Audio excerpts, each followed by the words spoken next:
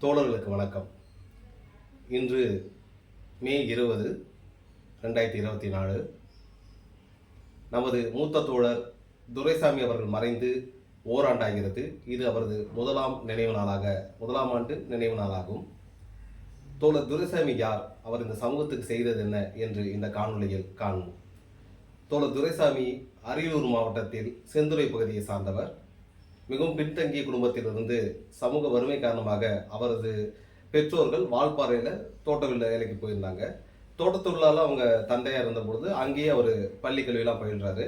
அவருடைய கல்லூரி படிப்புக்காக திருச்சி ஈவேரா கல்லூரியில் சேர்ந்து இளங்கலை ஆங்கில படிப்பு முடிக்கிறாரு. அந்த கல்லூரி படிப்பின் போதே அவர் தன்னையும் அறியாமல் சமூக நீதியின் பற்றுக்கொண்டு அம்பேத்கர், பெரியார் மற்றும் மார்க்சிய புத்தகங்களை ஆழ்ந்து வாசிக்கிறாரு. அதனால தான் இந்த சமூகத்தில் இருக்கிற ஜாதி கொடுமைகள், இல்லை வர்க்க பிரச்சனைகள், இங்கே நிலவக்கூடிய அனைத்து பிரச்சனைகளுக்கான காரணம் இங்கே இருக்கிற சமுதாய அமைப்பு தான் புரிஞ்சுக்கிட்டு அதுக்கு எதிரான போராட்டத்தில் தன்னை இணைத்து கொண்டார். கல்லூரி படிப்பை முடிந்த பிறகு மீண்டும் வால்பாறையில் போய் அவர் பணிக்கு சேர்றாரு. பணிக்கு சேர்ந்த இடங்கள்ல அந்த தேயிலை தோட்ட தொழிலாளர்கள், உங்களுக்கு நல்லா தெரியும், தேயிலை தோட்ட தொழிலாளர்கள் இன்னை வரைக்குமே முறையான வீட்டு வசதி இல்லாமல், அவர்களுக்கு பல அரசு நலன்கள் கூட கிடைக்காம ஒரு அத்துக்கூலிக்கு தான் வேலை செஞ்சுட்டு இருக்காங்க. அப்ப அவருக்கு வேலை செஞ்ச 1980-90 காலகட்டங்களில் அந்த தேயிலை தோட்ட தொழிலாளர்கள் கிட்டத்தட்ட முதலாளிகளால் கசக்கி புளியப்பட்டாங்க. அது அந்த குறிப்பா 90 காலகட்டங்கள் ரொம்ப கூந்துக்கு வந்தீங்கன்னா அது வரைக்கும் இந்த தேயிலை தோட்டங்கிறது உள்ளூர் முதலாளி கையில இருந்துச்சு. உள்ளூர்ல யாரோ தருப்பான், கந்தசாமி, குப்புசாமி, இல்லை முனுசாமி, அந்த முனுசாமி இந்த மாதிரி உள்ளூர் முதலாளி கையில இருந்து அது அப்படியே என்ன ஆகுதுன்னா 1990 பிறகு பெரும் முதலாளி கையில போகுது. அப்ப இவர் பணி செஞ்சுட்டு இருந்த அந்த தோட்டம், அந்த தேயிலை தோட்டங்கிறது ஒரு 200-300 ஏக்கரை உள்ளடக்கியது. அந்த தோட்டம் யார் கையில போகுதுன்னா பிர்லா குரூப், நம்ம பார்க்குறோம் டாடா பிர்லா, அந்த பிர்லா குரூப் கிட்ட போகுது. ஜெயஸ்ரீ பிர்லாங்கிறது ஒரு நிர்வாகியா வராங்க. ஜெயஸ்ரீங்கிறது ஒரு ஆண் பெயர், பெண் கிடையாது அவங்க. ஜெயஸ்ரீ பிர்லாங்கிற நிர்வாகத்துக்கு கீழே போகுது. அந்த நிர்வாகத்துக்கு கீழே தொழிலாளர்களுக்கு அன்னைக்கு வேலை நேரம் ஒன்றும் கிடையாது. வேலை நேரங்கிறது அரசு சொல்றது 8 மணி நேரம் வேலையா இருக்கலாம். ஆனா இந்த தொழிலாளர்கள் காலையில சூரியன் உதித்த உடனே 6 மணிக்கு தேயிலை பறிக்க உள்ள போனாங்கன்னா மாலை வரைக்கும் வேலை செஞ்சே ஆகணும். ரெண்டாவது, என்ன தேயிலை பறிக்கிறாங்களோ அதுக்கு தான் தொகை தருவாங்களே தவிர மற்றபடி வேலை நேரத்துக்கான தொகை கண்டிப்பா கிடையவே கிடையாது. இன்னைக்கு அது நடைமுறையில வரல. ரொம்ப மோசமான விஷயம் தான். அந்த நேரத்துல தொழிலாளி வர்க்கத்தின் பிரச்சனையை புரிந்து கொண்ட நமது தோழர் துரைசாமி அவர்கள் ஒரு சூப்பர்வைசரா இருந்துகிட்டு அங்கிருந்து தொழிலாளர்களை ஒன்றிணைந்து சங்கம் கட்டுறாரு. அந்த சங்கம் செங்கொடி சங்கம்.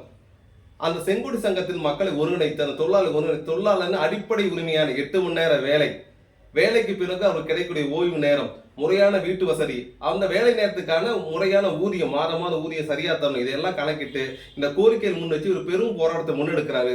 முதற்கட்டமாக போராட்டத்துக்கு சின்னதா ஆட்கள் வராங்க, ஒரு 20 பேர் போல. ஆனா பின்னாடி என்ன ஆகுதுன்னா தொழிலாளி வர்க்கம் முறையாகவே துரைசாமி தொழிலை கண்டறிகிறாங்க. இவர் தான் நமக்கு சரியான வழிகாட்டி, இவர் தான் நம்முடைய தோழர் அப்படின்னு அவர் நம்பிக்கை வைத்து அங்க வால்பாறையில் இருந்த தேயிலை தோட்ட தொழிலாளர்கள் ஒட்டுமொத்தமாக செங்கொடிங்கிற அமைப்பு கீழே திரள்றாங்க.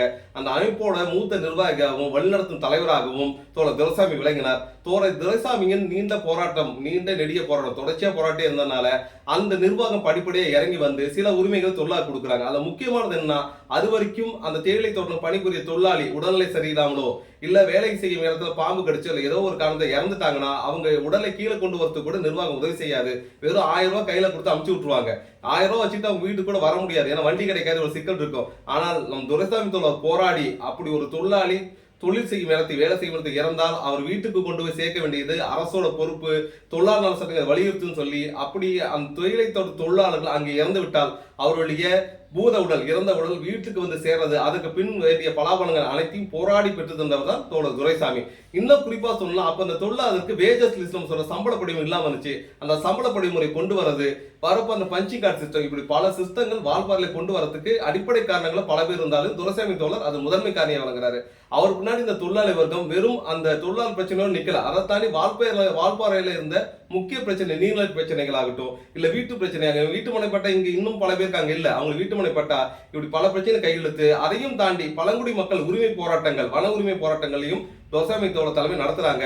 இவ்வளவு போராட்டம் நடத்த ஒருத்தரை எப்படி நிர்வாகம் பார்த்துக்கிட்டா இருக்கோ, உடனே நிர்வாகம் உப்பு சப்பு இல்லாத காரணங்கள் சொல்லி அவளை பணியை விட்டு வெளியே தோறது. அவள் வெளியே போனா போராட்டம் நின்று போயிடும் அவங்க நம்புறாங்க. ஆனா தொழிலாளர் மீண்டும் வகுவா போராடுது. அதே நேரத்துல துரைசாமி தான் இழந்த வேலையை அதுக்கு நியாயமான காரணம் இல்லைன்னு மேல்முறையீடுக்காக தொழிலாளர் நீதிமன்றத்தை நாடுறாரு. அங்க சரியான நீதி கிடைக்காம கடைசியா சென்னை உயர் நீதிமன்றம் வரைக்கும் ஒரு 8 வருஷம் போராடி அவருடைய வேலை இழப்பு தவறானது, அவருக்கு வேலையில் இருந்தபோது கொடுக்க வேண்டிய பலாபலங்களை உடனடியாக அந்த நிர்வாகம் கொடுக்க வேண்டும்னு ஆணையம் வாங்கி அதை விட இந்த தொகையை பெற்றுறாரு. ஆனா அதுக்குள்ள அவர் வயது வந்ததுனால அந்த வேலையில் மறுபடியும் சேர முடியல.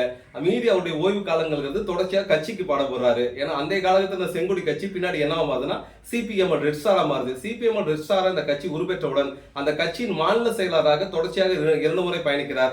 அந்த காலகட்டத்தில் தமிழ்நாடு முழுக்க சென்று சிபிஎம் ரெட் ஸ்டார் கட்சியை கட்டியதுடன் சிபிஎம் ரெட் ஸ்டார் கட்சியின் மத்திய குழு உறுப்பினராக இருக்கிறார். இன்னும் கூடுதலாக சிபிஎம் ரெட் ஸ்டார் கட்சியின் தொழிற்சங்கமாக இருந்த டியூசிஏ தொழிற்சங்கத்தின் மூத்த தலைவராக 90-94 உருவாகி கிட்டத்தட்ட இறக்கும் வரை டியூசிஏ தொழிற்சங்கத்தின் முக்கிய தலைவராக விளங்குகிறார். ஆகவே அங்க இருக்கும் தொழிலாளி வர்க்கத்துக்கு தேயிலை தோட்ட தொழிலாளர் தொடங்கி கோயம்புத்தூர் வரைக்கும் இருக்க அனைத்து தொழிலாளர் வர்க்கத்துக்கும் நன்கு அறியப்பட்ட நபர் தான் தோழர் துரைசாமி. அவ்வகையில் இந்த தோழர் துரைசாமி உடல்நலக் குறைவு காரணமாக தனது கடைசி காலத்தில் 2019-20 காலகட்டத்தில் தனது சொந்த ஊருக்கே போல முடிவுக்கு வந்து கோயம்புத்தூர்ல இருந்து வீடு மாற்றி அரியலூர்ல செந்துறையை போய் சேர்ந்தார். செந்துறை போனதுக்கு செயல்பாடு கொஞ்சம் முடங்குது.